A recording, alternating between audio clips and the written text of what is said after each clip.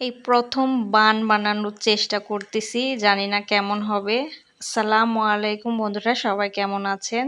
আর এই যে এখানে কুসুম গরম পানি নিয়ে নিছি হালকা, আর সেখানে আমি ইস্ট, ডিম, 2 টেবিল চামচ চিনি এবং এখানে আমি ময়দা, তেল সব কিছু একসাথে দিয়ে আমি এটাকে এখন মাখিয়ে নিচ্ছি। জানি না কেমন হবে, ফার্স্ট টাইম ট্রাই করতেছি।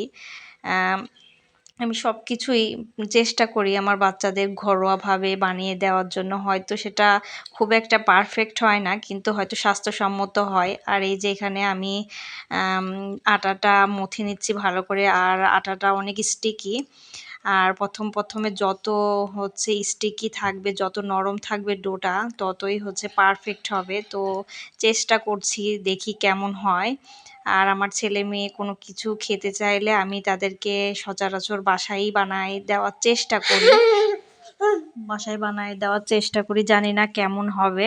আর এই যে আমি এটাকে 1 ঘন্টার মতো রেস্টে দিয়েছিলাম একটা গরম স্থানে, আর এটা ফুলে ডাবল হয়ে গেছে। আর আমি এখন এটাকে হালকা একটু আটা দিয়ে আমি এটাকে ভালোভাবে হচ্ছে মথে নিব। আবার একটু বেশি যত মানে এই জিনিসটা আটাটা যত মথা যাবে তত আরও হচ্ছে সফট হবে। আর আমি হচ্ছে ভালো করে আবার হচ্ছে হালকা হাতে আটা নিয়ে আমি ভালো করে মথে নিচ্ছি।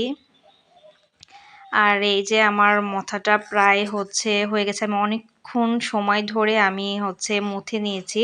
আর আমি ছোট করে লেচি কেটে নিছি। লেচি কেটে নিয়ে আমি ভালো করে এভাবে ঘুরিয়ে শেপ দিয়ে নিচ্ছি। যদিও আমার শেপটা খুব একটা ভালো হয়নি, পারফেক্ট হয়নি। তবে চেষ্টা করেছি যে মানে কোনোরকম যেন খাওয়া যায়। আর আমি একটা স্টিলের প্লেটের মধ্যে আমি তেল ব্রাশ করে নিছি। আর এখানে আমি সবগুলো আমি সাজিয়ে নিচ্ছি। আর এটাকে আমি প্রায় 15-20 মিনিটের মতো আবার রেস্টে দিয়ে দিব। এখানে সবগুলো আমি এভাবে করে একটা করে প্লেটে রেখে 15 মিনিট পরে আমি এটাকে রেস্ট থেকে বের করে নিয়ে আমি এটাকে এখন তেলটা হালকা গরম করতে দিছি। তেলের মধ্যে এখন আমি এটাকে দিয়ে ভেজে নিব।